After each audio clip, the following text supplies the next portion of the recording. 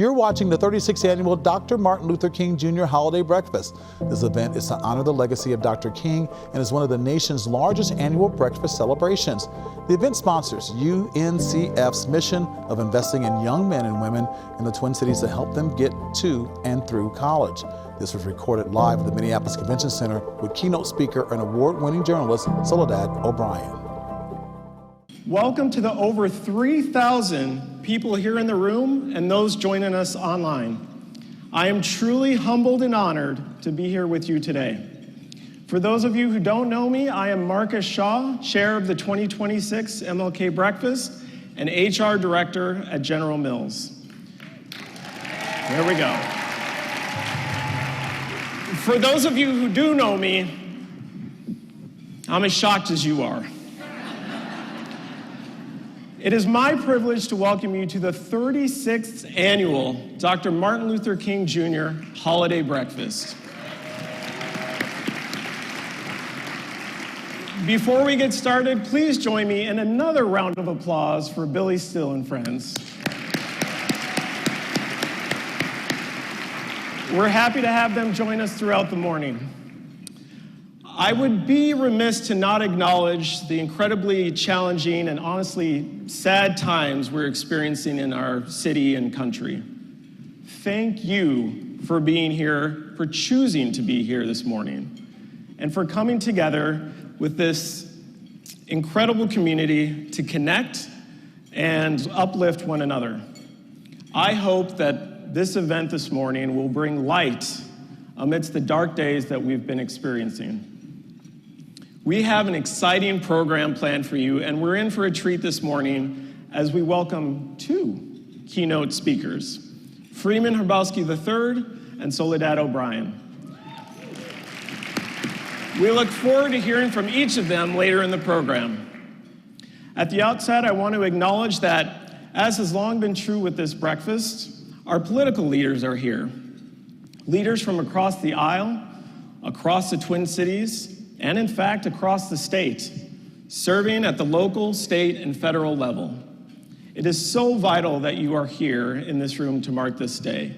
Thank you for joining us and celebrating with us this morning.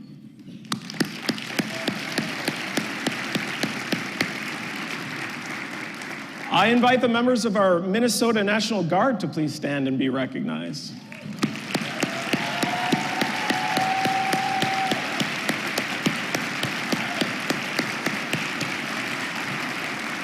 Thank you for your commitment and service, and thank you to all those who served in our U.S. Armed Forces.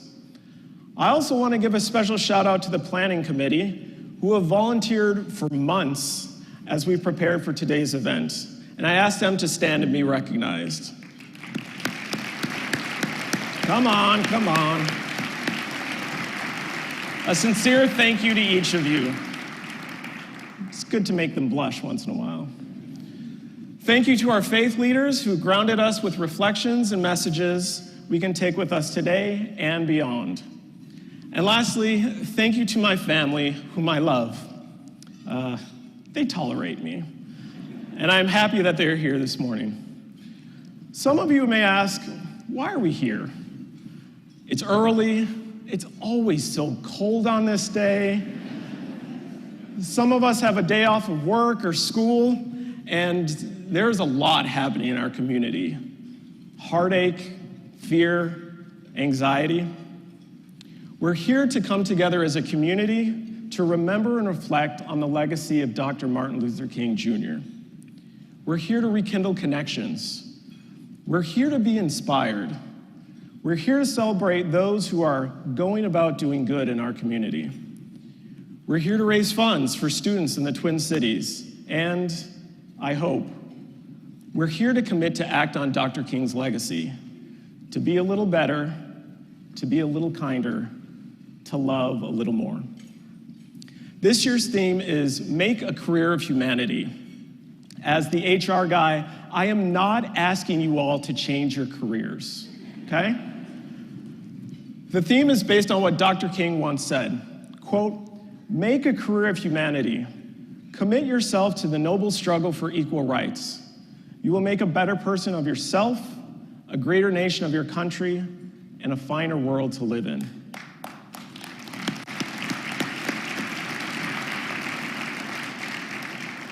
Does anyone not want to be a better person? That's rhetorical.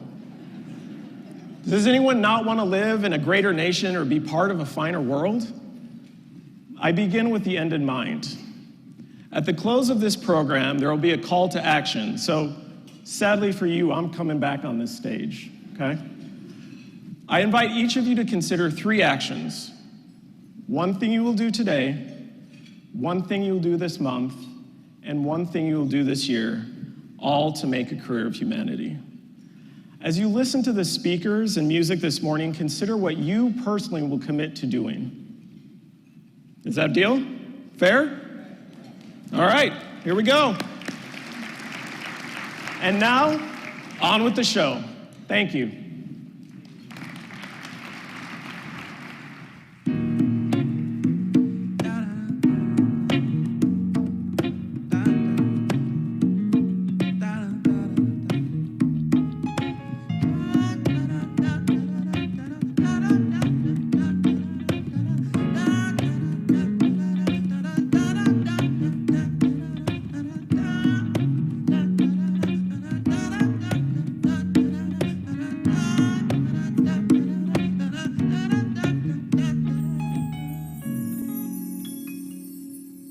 Please welcome General Mills, Head of Belonging and Community Impact, Courtney Schroeder.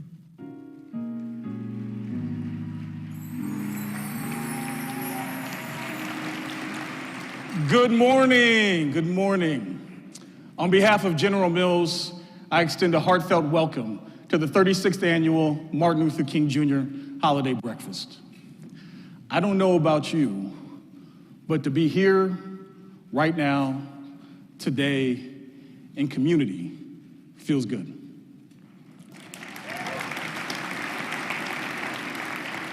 A moment to gather, a moment to reflect, a moment to renew our spirits and reinvigorate our purpose.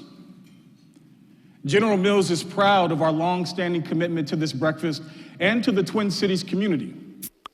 Since the 1950s, we've partnered with UNCF, as well as other organizations and individuals who embody the very spirit of Dr. King's work. Countless leaders whose vision, whose courage, and whose action we stand upon today. Leaders like Dr. Aretha Clark King.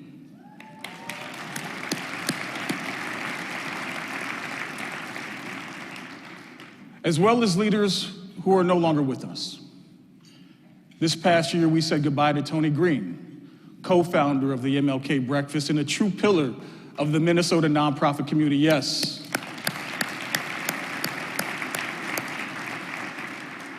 Tony's vision, dedication, and unwavering commitment helped lay the foundation for this event and inspired countless others. Her legacy lives on, and we honor her memory today. Now, it is my distinct pleasure to announce our 2026 Community Recognition Honorees, an organization and an individual who exemplify what it means to make a career of humanity. I think we can all agree that right now, more than ever, we are fortunate to have so many examples of organizations, leaders, and everyday people showing us what service, courage, and love for thy neighbor looks like. Our first honoree is the Headwaters Foundation for Justice. Round of applause, all right. Since 1984, Headwaters has been a beacon of hope and a catalyst for change.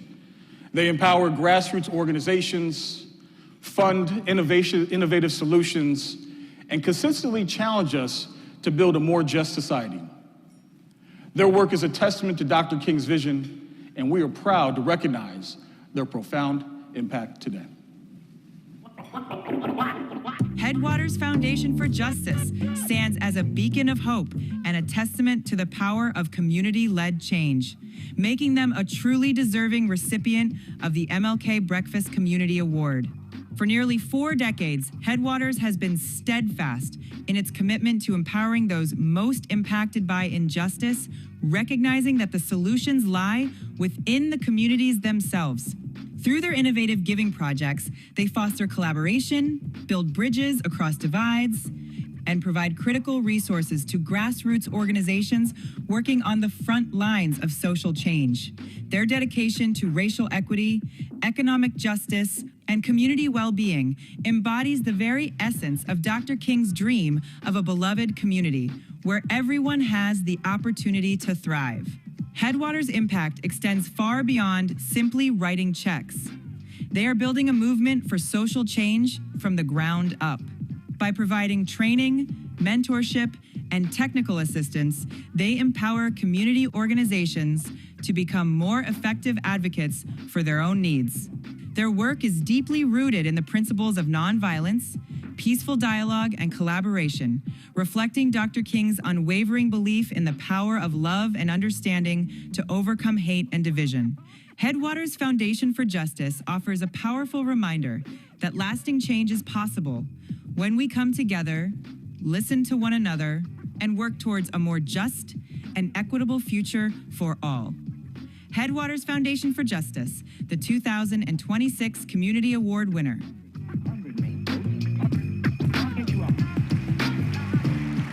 Welcome back to the 36th annual Dr. Martin Luther King Jr. Holiday Breakfast.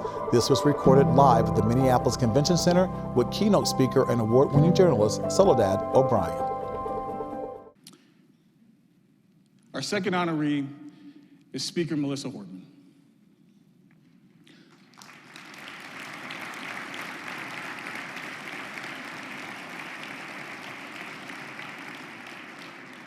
A remarkable leader, a dedicated public servant, a tireless advocate for the people of Minnesota.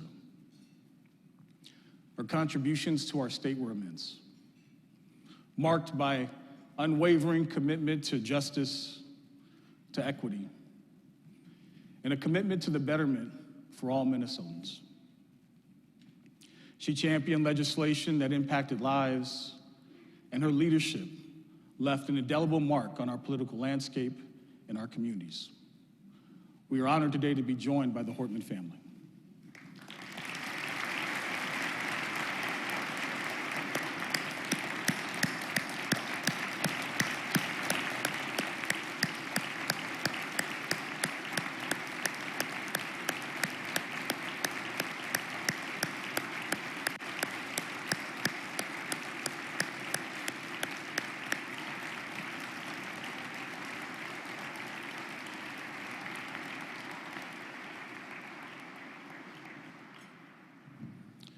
In honor of Speaker Melissa Hortman and in recognition of her extraordinary life and work, I ask for a moment of silent reflection.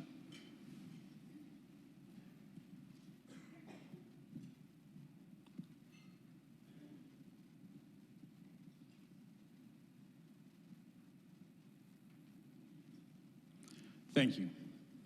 Her legacy of service, her courage, and her vision will continue to inspire us all. Before I go, I'd like to leave you with words directly from Dr. King himself. Whatever career you may choose, doctor, lawyer, teacher, let me propose an avocation to be pursued along with it. Become a dedicated fighter for civil rights. Make it a central part of your life. It will make you a better doctor, a better lawyer, a better teacher. It will enrich your spirit as nothing else possibly can. It will give you that rare sense of nobility that can only spring from love and selflessly helping your fellow man. Make a career of humanity. Commit yourself to the noble struggle for equal rights. You will make a greater person of yourself, a greater nation of your country, and a final world to live in.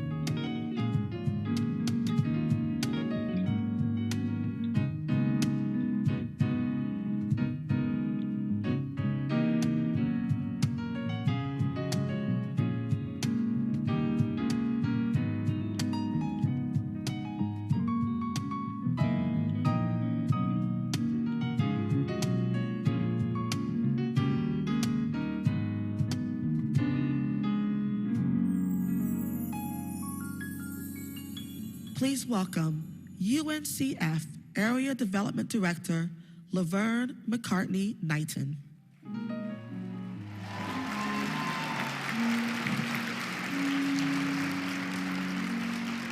Good morning. This time last year was the beginning of a year of uncertain change in our nation, and here we are today, facing even more uncertainty in our own home, in our own street, our own neighborhood, and our own schools and places of everyday movement. Yet, we persist in being better and stronger than yesterday. We look to protect and care for each other like brothers and sisters, to remain united and to promote Dr. King's vision of peace and humanity during these trying times. On behalf of UNCF, Dr. Michael L. Lomax, President and CEO, Tawana Streeter, Vice President of Development for the Midwest Division, Lisa Rollins, Regional Development Director, and Gina Valerio, Development Associate, we extend our heartfelt thanks to General Mills, our presenting host partner for the past 36 years, for your unwavering belief in UNCF's mission.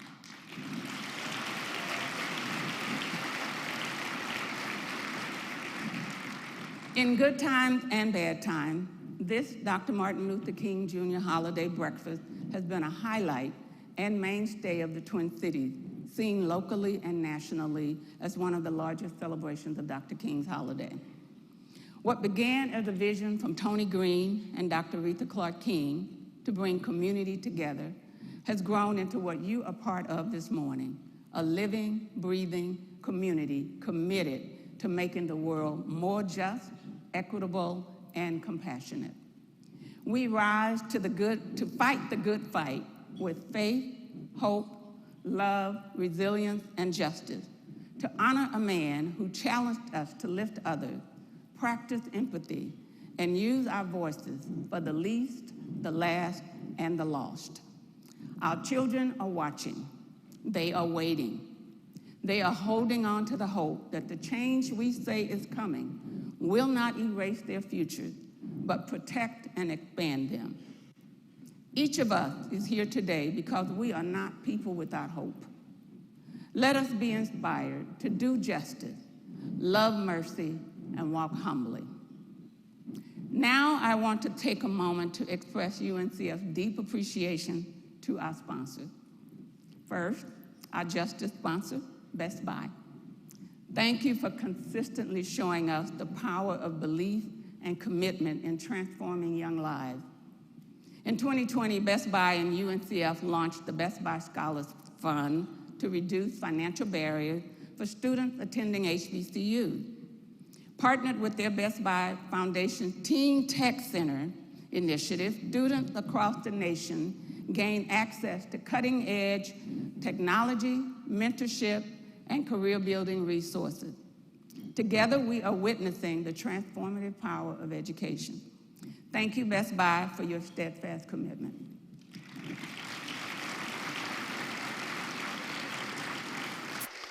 To our enlightened sponsor, Target, thank you for 5 years of partnership through the Target Scholars Program. This program is more than a scholarship. It is intentional support that gets students of color to and through HBCUs with college success coaches, emergency student aid, and wraparound services that ensure students don't just arrive, but that they thrive.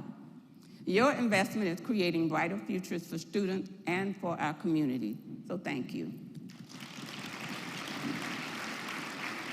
And to our Empower sponsor, C.H. Robinson, thank you for becoming one of our newest and strongest partners in just 3 short years. You came to us and asked, what can we do? And the answer and your impact has been more than we could have imagined, so thank you. And lastly, to our Awaken and community sponsors, thank you for your generosity, which has made today another resounding success. Because of you and all of our other sponsors, we have raised over $400,000, vital funds for talented, deserving local students and our 37 HBCUs. Welcome back to the 36th annual Dr. Martin Luther King Jr. Holiday Breakfast. This was recorded live at the Minneapolis Convention Center with keynote speaker and award-winning journalist Soledad O'Brien. Now we want you to hear from 2 outstanding UNCF HBCU alumni whose stories represent the very best of the human spirit. Please help me welcome to the stage Jalen Lee Sumlin and Zarina Cementelli. Yay!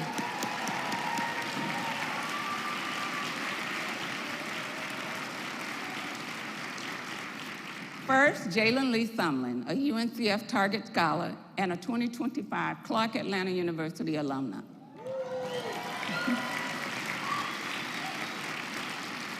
Jalen carries herself with intention, confidence, and purpose.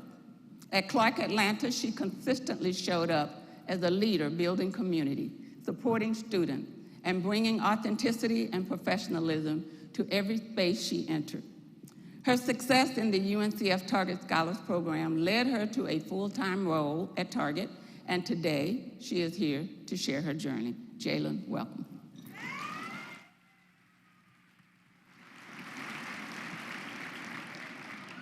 Good morning, everyone. I am Jalen Lee Sumlin, a proud alumna of Clark Atlanta University, class of 2025, where I earned my degree in computer science.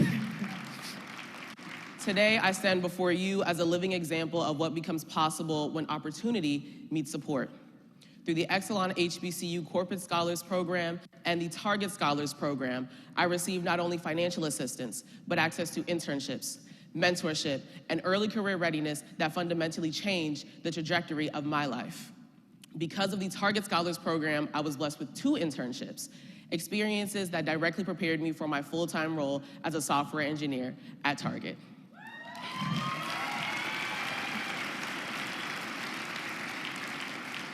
The support of UNCF significantly reduced the financial burden of higher education for me.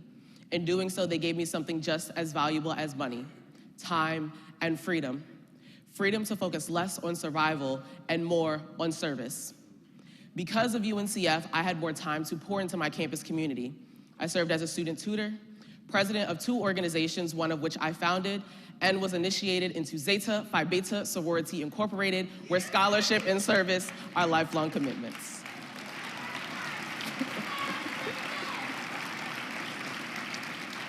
I can wholeheartedly say I would not be here without UNCF, Target, or you.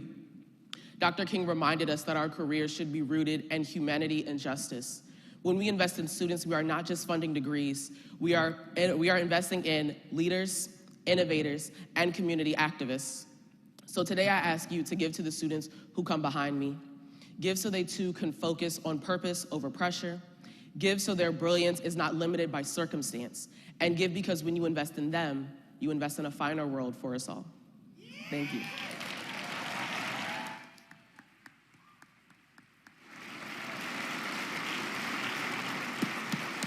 Thank you, Jalen. Next, we have Zarina Thimentelli, one of our 2018 MLK Legacy Scholars and a 2022 Spelman College alumna.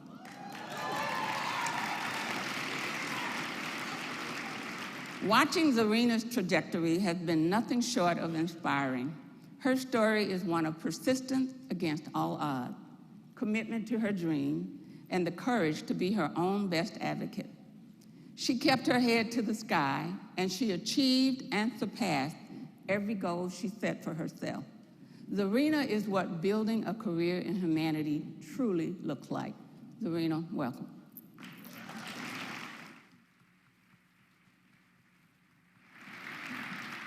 Good morning, everyone. Thank you all for having me. I am deeply honored to be here with you all to share how UNCF and General Mills changed the trajectory of my life. My name is Zarina Thimentelli. I was born and raised in St. Paul, Minnesota. From a young age, I always wanted to go to college, not just for myself, but because I believed that education was a pathway to stability for my family. I was raised by a single mother of 4 with limited resources. Housing instability and food insecurity shaped much of my childhood. We moved often, sometimes staying with relatives and sometimes in shelters. When I was 15, my family received an eviction notice that forced us to separate so we could each find stability. That separation led me to a transitional housing program that, for the first time, allowed me to remain in one school consistently. With stable housing and support of dedicated educators, I graduated from Como Park Senior High School and was accepted into my dream school, Spelman College.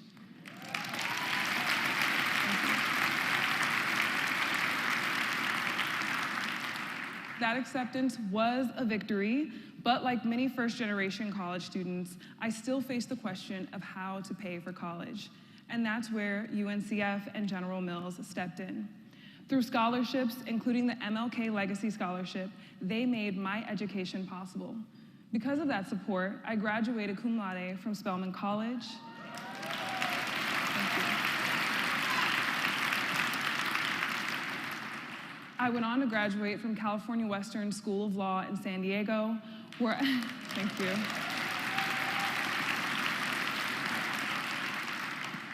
Where I served as both the founder and president of the First Generation Law Students Association, as well as the president of the Black Law Students Association.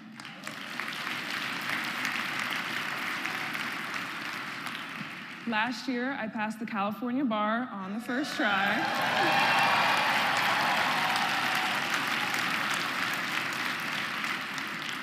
And I will soon serve as a Judge Advocate General in the United States Air Force.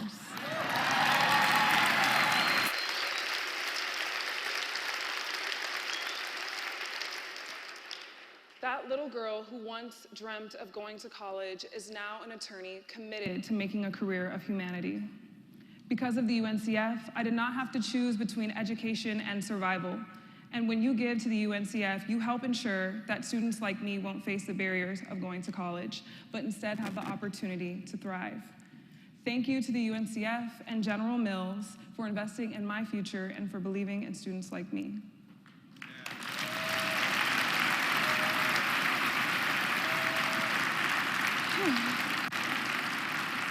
Now, before I leave, I would like to share a poem that I wrote that helps me to get through difficult times. I am a rapper, so let's do it. They say, so a man thinketh, then so he is. But what about a woman who feels better than her lived experience? Ain't no one hearing this. I'm trying to scream, but it's hard to make it out when I still could barely breathe, so I rise up. I won't be smothered by my circumstances. I've always been the underdog, so you should know what happened. I rose up and found my way. I had to dig it out. Undomesticated, belly aching, ain't been in the house. I just want a place to be, somewhere I could lay my head. A superficial sense of peace I only obtain when I'm dead. Even then it's circumstantial, living in this life of sin. If I can't battle with my sword, I guess I have to use my pen. Cause it's a spiritual battle. Make sure that I mow the lawn, cause every snake doesn't rattle, every bee doesn't sting, and every bird doesn't crow. I ain't trying to tame the wild, I'm better letting them go, letting them grow. Thank you.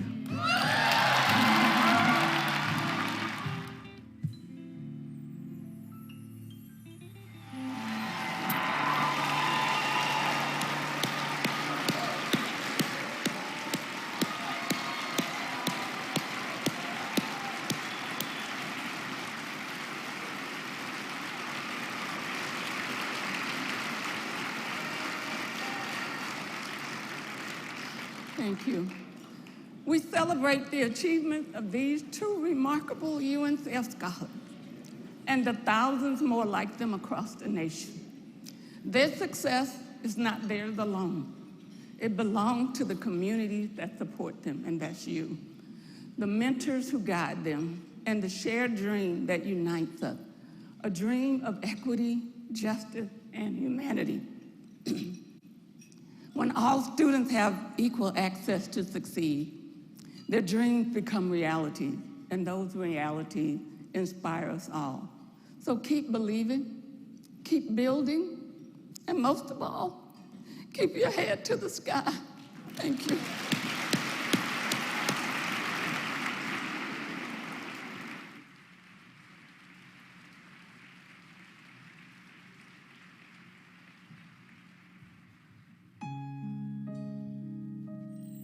Take me to the King. Don't have much to bring. My heart is torn to pieces. It's my offering. Lay me at the throne. Just leave me there alone. I want to gaze upon your glory and sing to you.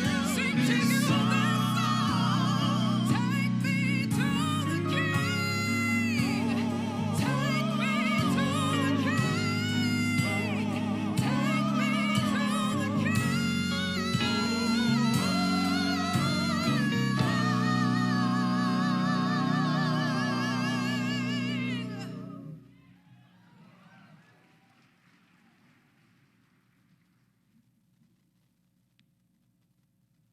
Welcome back to the 36th annual Dr. Martin Luther King Jr. Holiday Breakfast.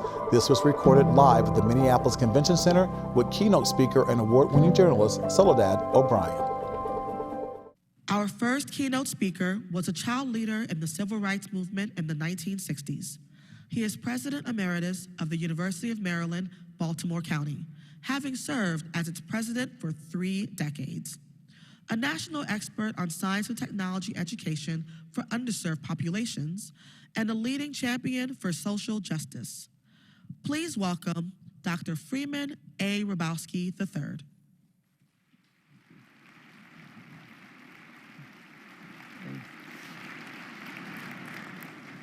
William Carlos Williams once said that it's difficult to find news in poetry, and yet men die miserably every day because of a lack of what's found there.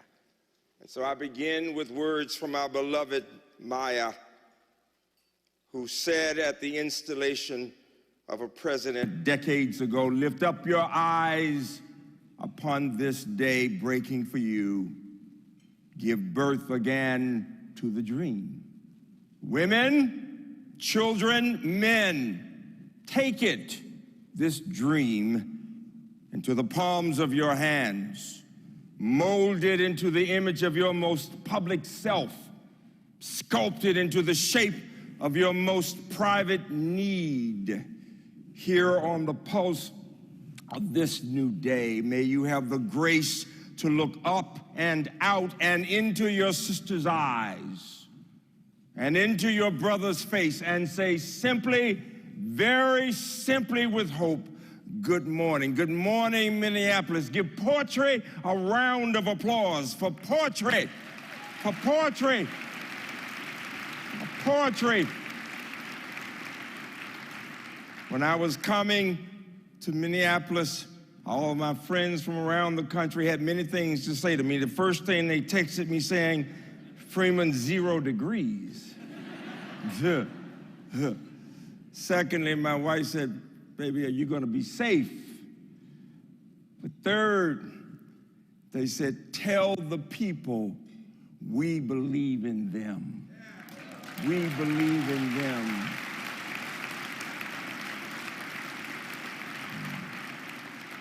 My little grandson that we were raising said, Papa, tell him I want to come and protest with them. My governor, Governor Moore, said, let them know we are with them. They said, we believe in Governor Walz. We believe in Mayor Fry. We believe in Mayor Hurst. That we believe in Minnesota. We believe in Minneapolis. We believe in St. Paul's. I came here today to say, we believe in you. Give yourselves a round of applause. You represent for us in this country and in the world a beacon of hope. Give yourselves a round of applause. We listen to elected officials speaking words of truth to power. We listened to your legislators, your congresspeople, to your reforms that focus on dreams, that focus on family leave, that focus on mental health issues. Because the dreams that Sister Maya talked about had everything to do with the things every human being wants. To know that our families will be okay. Everybody wants to know the children are going to be okay. That we got fundamental rights, civil rights. Each of us has a story. A story. You know, this is what we in the South call, this is the North. You all might call it the Midwest, whatever. It's the North. Now, Baltimore is what I call the Upper South. One day we think like Philadelphia, the next day like Richmond. Been that way since the Civil War. But I'm really from the Deep South. I grew up in Birmingham. My sister president, Aretha Clark King, is from Georgia originally, and I'm from Alabama, all right? Now, we Southerners can really weave a story. Now, I'm a mathematician. How many of you all love math? This is a pretty nerdy group. I'm impressed. I'm very impressed, all right? I love mathematics. I get goosebumps doing math. You know, Maya said, each of us is a product of our stories, that our stories, we are a collection of everything we've been told as children, everything we have eaten, that we've smelled, things we remember, things we've forgotten. We're all those experiences. We're the products of those experiences. So I'm sitting in the back of church. I'm 12 years old in 1963. I use my wife's creams. Get old, you'll know what I'm talking about, all right? I'm not even ashamed. How many of you were not even in the world in 1963, had not been born? That is perfectly disgusting. Mayor Fry's parents didn't even know each other at that time. And Governor Walz was 1 year old. Perfectly disgusting. But here's the point. I'm sitting in the back of church, 12 years old. My parents are placating me, letting me do my math. I love that math. I'm doing my little algebra. And the man at the lectern, visiting pastor, his name was Dr. King. And he said, if the children follow me to march downtown, all of America will understand that even children know the difference between right and wrong, and they will go to jail. But the result will be they will be able to go to better schools. They meant the white schools. And all I could think about was I'd be able to go to a school where I would no longer have to use the hand-me-down books that came from the white schools. And I look up and I say, who is that guy? And they told me Dr. King. And I go home and I say to my parents, I want to do this. I want to march. What did my parents say? Absolutely not. And what did I say? You guys are hypocrites. At that time, folks, you did not tell your parents they were hypocrites. And what did they say? What did my daddy say? Go to your room, boy. I knew I was in trouble. The next morning they came in, they had not slept, and it scared me because they had been crying and praying. And they said, if you want to go, we will let you go. At that point, I became very afraid because I knew from the fact that some kids had gone that first day that there would be dogs and fire hoses. But I did go. It was very scary, and they taught us the importance of remaining nonviolent. And we did. But what they had to train us to do was to not allow the police to make us angry and to throw rocks. Now, what do you think they did to train us to remain nonviolent? They taught us the one thing the police could do to upset the children. What's the one thing you can do to children to upset them most? Who do you talk about to upset a child? Their mamas. And so they had to teach us not to allow them to say the things about our mothers. And so they taught us to sing, I ain't gonna let nobody turn me around, turn me around, turn me around. I ain't gonna let nobody turn me around. Keep on walking, keep on talking, marching on the freedom land. And if you could hear those, if you go back to the olds, you hear that singing, and the singing elevated us.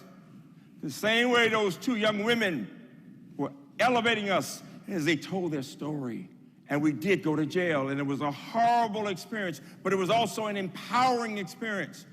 Because what it taught us was, we don't let anybody define who we are. And no time to be a victim. That the fact was, we were there to fight for our freedom, to be first-class citizens. And when we got up to the steps of City Hall, I'm leading my little group, and the police commissioner, Bull Connor, a mean man, says to me, what do you want, little nigger? And I look at him, and I'm so scared, and I said, sir, we just want to pray to be able to go to better schools. And he looks at me, he's so angry, and he says, and he spits in my face. And he picks me up and throws me into the police wagon. They take us to jail. We spend a week. And the police guards allow the bad boys to beat us up. Now, I was blessed. The one book they had in the jail were these Bibles. And I had my little group, and every time the bad boys would come at night, I would start reading the Bible aloud to my little kids. The Lord is my shepherd, I shall not want. The one thing the bad boys were scared of was the Lord. And so every time they'd come over, I'd go, the Lord is my shepherd, I shall not want. And the kids would repeat after me, and the bad boys left us alone. And we were able to get out of there after that week. But I never forgot how frightened we were. And we heard the other kids getting beat up as the guards laughed. And that was an experience with us all of our lives. And outside were our parents on days singing songs. And Dr. King said this, what you do this day will have an impact on children not yet born. Not yet born. Within a short period, we were out, things were better, we thought, and the people had negotiated for a different world in Birmingham, and all of a sudden, things began to open up. Before that time, we'd never seen a black policeman. We'd never seen anybody downtown Birmingham behind a cash register. The only people in any position downtown would be janitors. And Dr. King's people negotiated, and all of a sudden you began to see a black saleswoman. The things were better, but what happened? Within a matter of months, in September, we're sitting in church, at my church, sister church, right across town. We get a call on Sunday morning, 16th Street was bombed. And my little friends, 4 little girls, blown to pieces. My friend Denise, call her name, had been given a ring by her father that morning. They could not find her. They found the hand. with the ring. For years, the children of Birmingham could see in their dreams that hand of that ring. And somehow, I was sent to the funeral to represent the children with a few other kids. And 3 of the families allowed those girls to be funeralized together. Imagine 3 little girls in their coffins, and Dr. King speaking. And he said this: life can be, with the mothers in the front of the church, he said, life can be as tough as steel. And I saw something I'd never seen before. I saw whites sitting in the front from different religions, priests, Muslim, rabbis, and I saw white men crying for little black girls. I cried, and I asked my mama, why are they crying? And she said, there are good white people too. And I never forgot that scene. The pain of the black mother, the pain of those white men. And when Bull Connor died, while I was in college a few years later, my mother called me and said this: we pray for him and his family. And I said, Mama, I hate the man. I hate him. He mistreated me. How can you cry? And she said this, and I say this to America. She said he was somebody's child, and unfortunately, his mother taught him to hate people different from himself. What a sad life he led. What a sad life. Nobody taught him to love. How tragic, she said. And before I knew it, I was crying. And all of a sudden, it was an experience of catharsis. And the hatred left, because she said, the hatred eats on the inside. Freeman, give it up. Give it up. And I'll never forget that experience, because the hatred was eating inside of me. And so I say to you today that when I saw that man shooting that wonderful mother, Renee Good, in the face, I thought about those little girls being blown to pieces. And I thought about the evil in that. And I thought about her name, that we must say her name, Renee Good. Because when those girls were bombed, people saw the protesting children, they saw the funeral, they called those girls names, as they're calling the name Renee Good right now, as they are videotaping your mayor, and they're videotaping your governor and others, and they're videotaping the protests, and your elected officials are saying, keep it peaceful, don't buy into anything about violence, no. But keep letting people know we do not accept evil. We do not accept evil.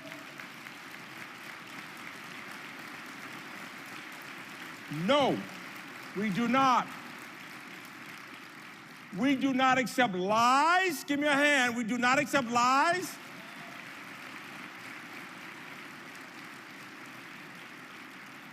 We do not accept racism.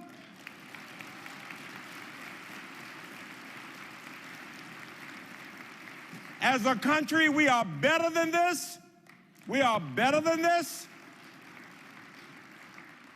We believe in the goodness of humanity, the goodness of humanity.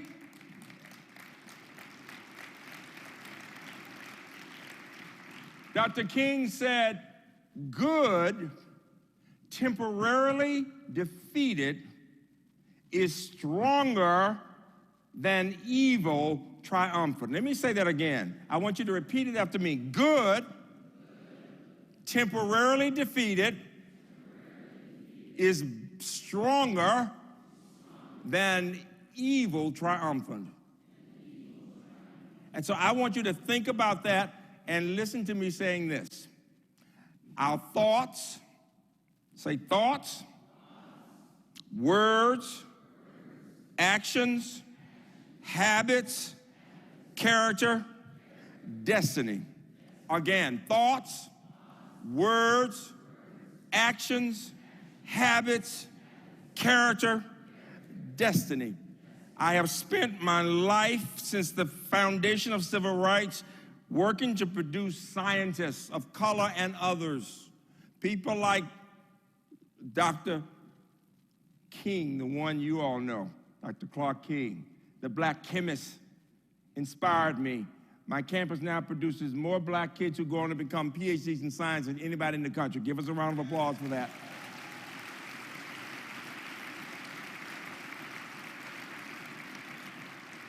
One of my students is the first black woman in the world to create the Moderna vaccine. For that round of applause, Dr. And so I want you to get up on your feet and repeat after me. Get up, get up, get up, get up, get up, and repeat after me as I close. Thoughts, words, actions, habits, character, destiny. One more time. Thoughts, words, actions, habits, character, destiny. God bless you, Minneapolis. Thank you.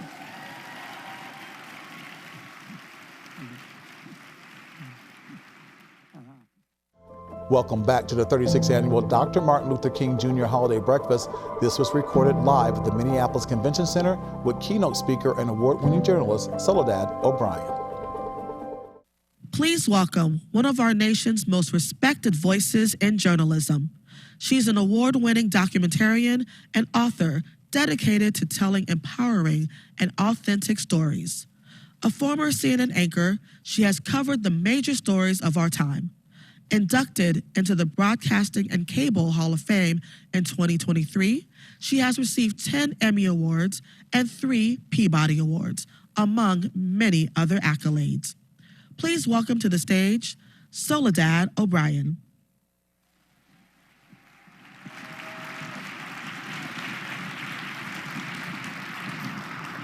Good morning.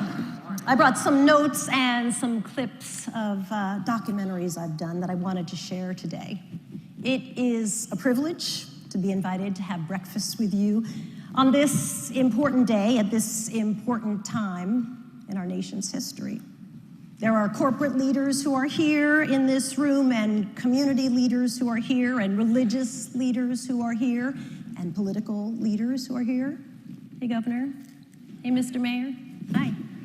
You guys have been busy the last couple of weeks.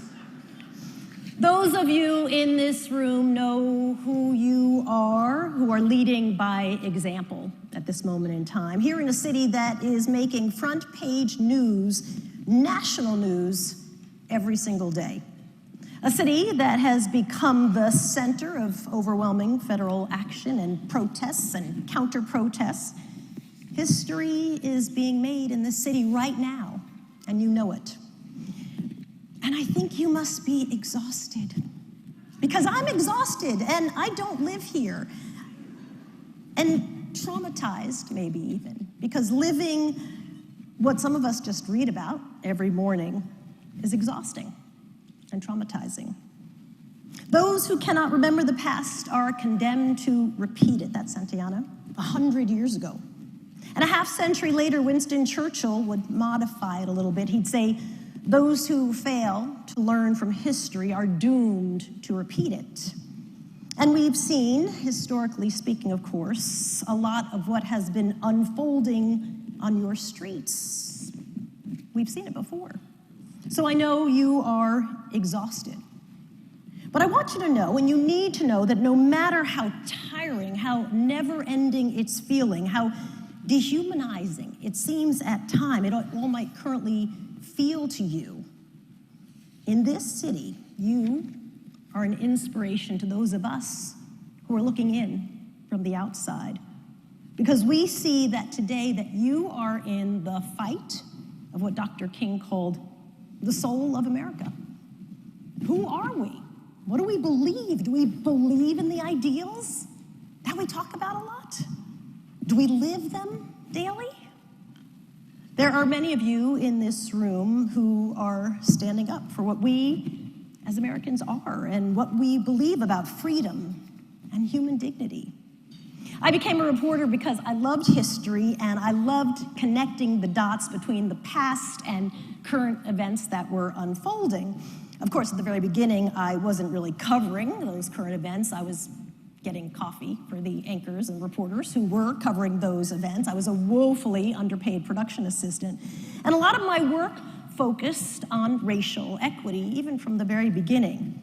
Some of you might remember the Charles Stewart case in Boston, now many, many years ago. That's where I had my first job, WBZ-TV in Boston.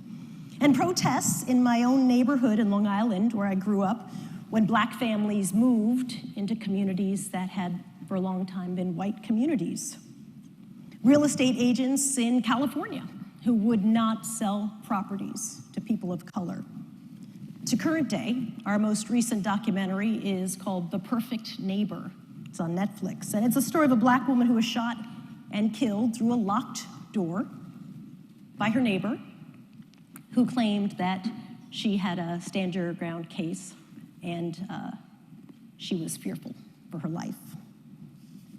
In the 40 years now that I've worked in TV news, I have seen a lot unfold in the streets and in towns and in neighborhoods overseas, the Southeast Asian tsunami, the Haiti earthquake, school shootings locally, Hurricane Katrina, George Floyd, of course. And in every story, how we value people would determine the resources and how much we cared about their plight.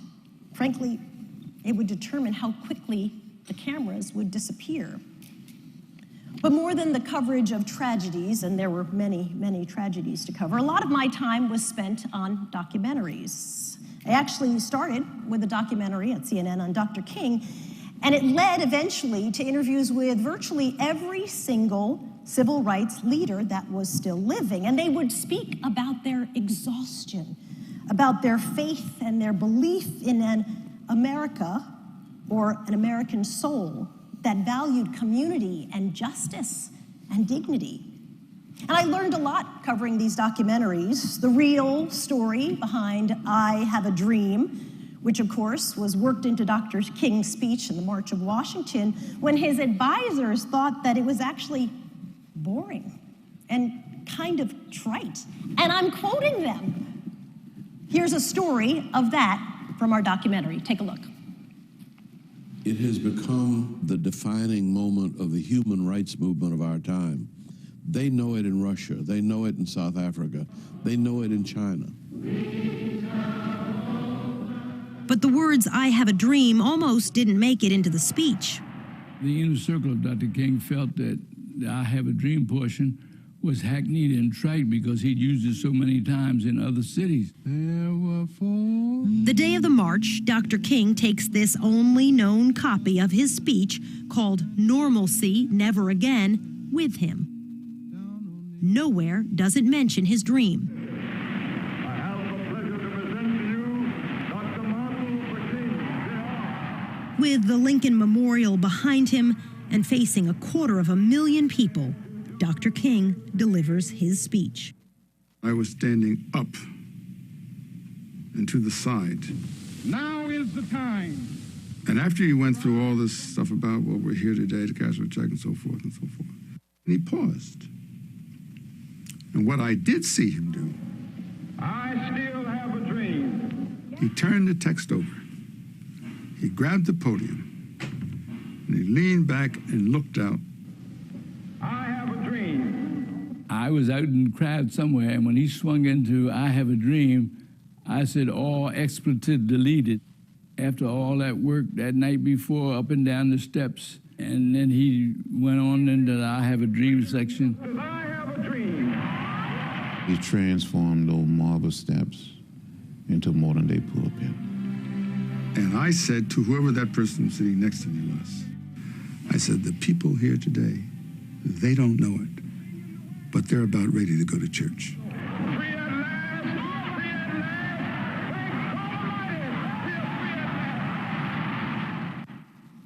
All 3 networks carried that live. Or maybe I should say there were only 3 networks and they carried it live.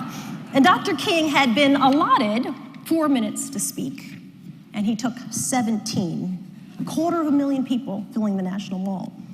And that speech was inspired and prepared and ad-libbed, and it would go on to resonate around the globe. The apartheid movement in South Africa, in divided East and West Germany, in Ireland and Poland, anywhere in the world where people were fighting injustice. They saw themselves reflected. People are watching today, too. And what we're seeing from many, many of you, what we are witnessing is inspiring. You are in the thick of it, so maybe it doesn't feel very inspiring at this moment, but to see neighbors stepping up to help neighbors, to see people in communities come together, see people try to figure out how to heal rifts at a very difficult time. It is inspiring to see people calling for others to be treated with dignity and compassion. We're watching that. When Dr. King talked about making a career of humanity, he was talking to students. It was 1959. And those students were on the cusps of their actual careers, but he was reminding them, and now reminding us, that there was opportunity also to have a career in humanity. And it's not separate or less than or less important than or a hobby of your actual career. That in fact, silence was not an option, especially at a time when the eyes of the world was upon you. You had to stand up for what you believe. And I believe, he was saying, everyone must do that in the way that they can. Not everyone is going to donate to college students. Not everyone is going to serve their neighbors. Not everyone is going to march. Not everyone is going to feed people. But everyone can do something to contribute to humanity every single day. And listen, it is, thank you. And it's very easy when it's easy, very simple.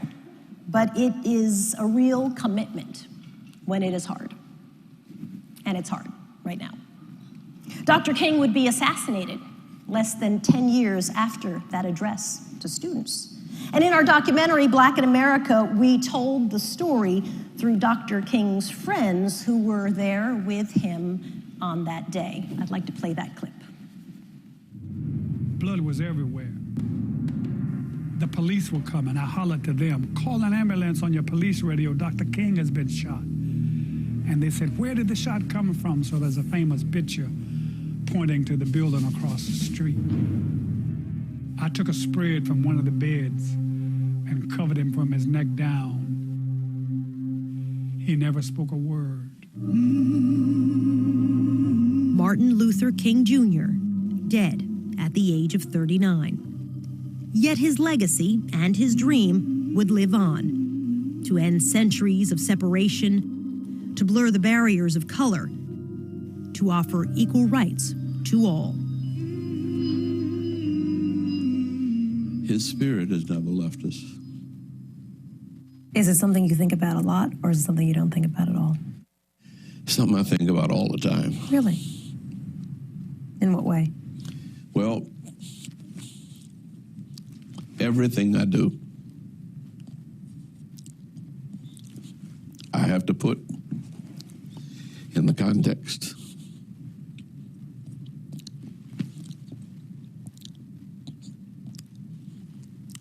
of what we were committed to.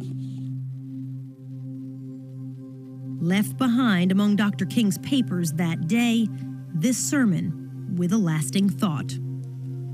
The major problem of life is learning how to handle the costly interruptions, the door that slammed shut, the plan that got sidetracked, the marriage that failed, or that lovely poem that didn't get written because someone knocked on the door.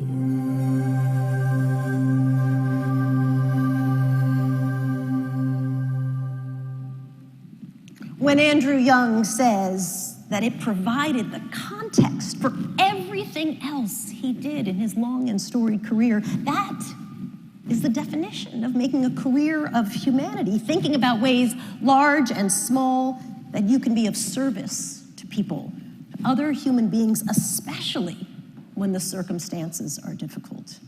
And I believe that navigating race and justice is truly the unfinished work of our nation. We seem to be repeating history over and over and over again, and we often continue to pay the price for it. Lots of young people think that Dr. King's era is ancient history. Let's be real about that. And some think it's old and irrelevant and kind of has nothing to do with them today. And in an environment which is all about social media and misinformation and disinformation, the message of Dr. King doesn't really apply to them, they tell me today. But I think it has never really been more timely than today. When I tell college students that my parents' marriage was illegal when I was born, my mom was black and Cuban, my dad white and Australian, and that the Supreme Court didn't overturn the ban on interracial marriage until my little brother was born in 1967, they are surprised. But the fight for rights and equality has been going on for a very long time in this nation. My older siblings were both born in Baltimore at a time when interracial marriage was illegal. And I used to ask my mom when I was working on a book, so what was that like? You know, 2 older sisters, my mom, my dad. And she said, you know, when we would walk down the street, people would spit on us.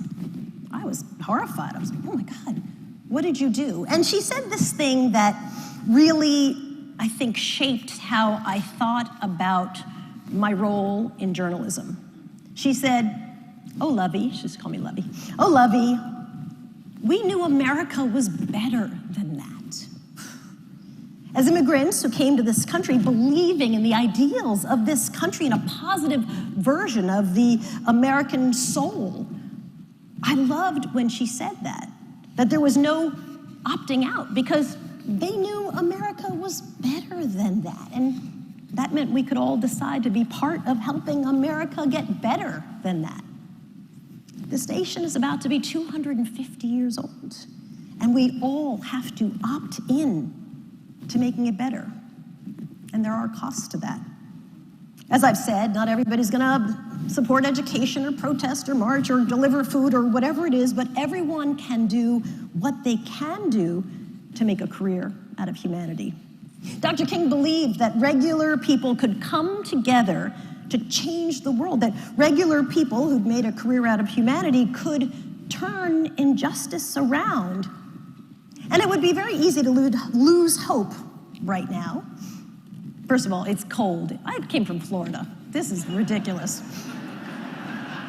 It's also overwhelming, the fire hose of news that comes to us every single morning. Many people have told me they feel exploited by the news media here.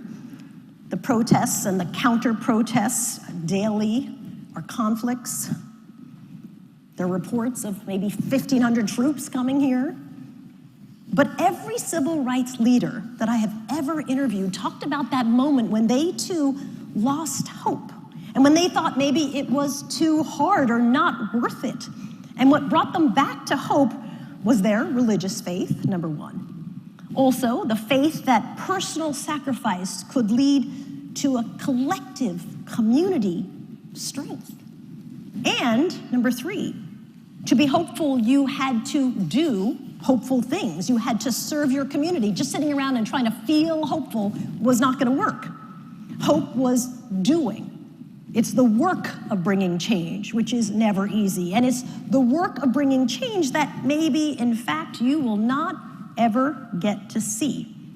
And the work of doing change is what inspires others, your resilience and your fortitude, and frankly, the concept of understanding that it might be a very long timeline.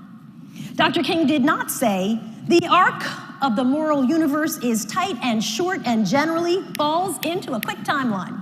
That is not what he said. He said it's long, but it bends eventually toward justice. So I understand if you in this room are tired Social unrest is exhausting. Let's include the years of the aftermath of George Floyd as well. Being in the national spotlight is exhausting. The physical strain, the mental strain, the waking up daily to, oh God, what happened last night while I was sleeping? It's exhausting. But know that we are watching you and we are inspired by the community that is coming together to help each other. You are witnesses to something that is sometimes scary and cruel that's being unleashed at times in your community. And that is hard. Dr. King told us in numerous speeches that he was exhausted, burned out. He was weary from the struggle, from death threats at times, from self-doubt. But he said, standing up for righteousness is what could invigorate you.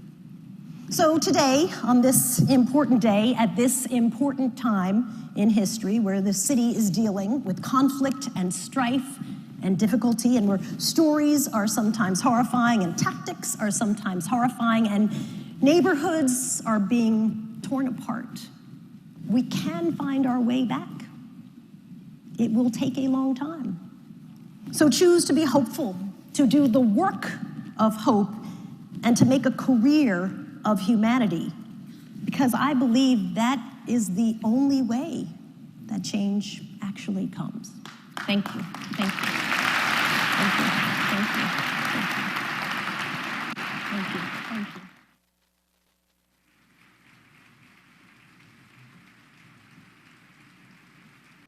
Welcome back to the 36th annual Dr. Martin Luther King Jr. Holiday Breakfast. This was recorded live at the Minneapolis Convention Center with keynote speaker and award-winning journalist Soledad O'Brien. Please welcome back to the stage the 2026 Martin Luther King Holiday Breakfast Committee Chair, Marcus Shaw.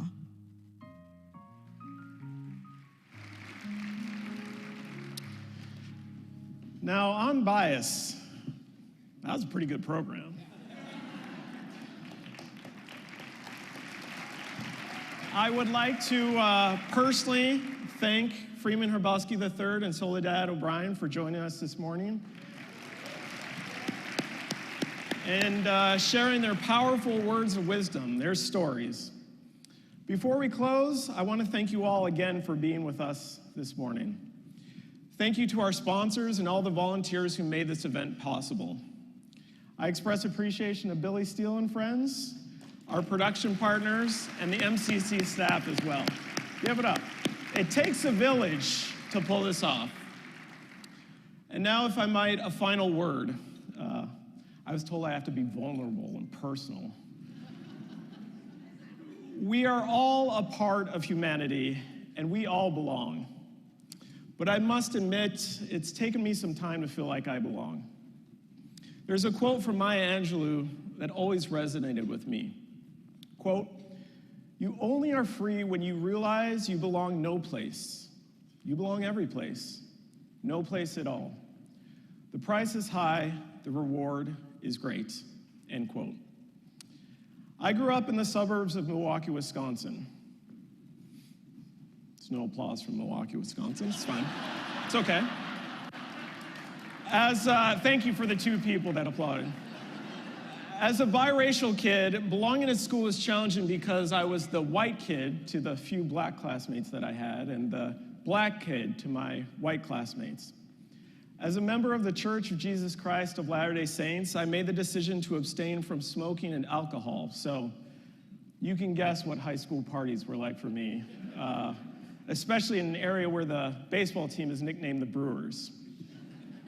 I belonged no place, and yet being unique was all that I knew, so in my mind, I belonged every place. P.S., my parents don't know I'm sharing this picture. As a 19-year-old, I had the opportunity to serve a 2-year full-time mission for my church.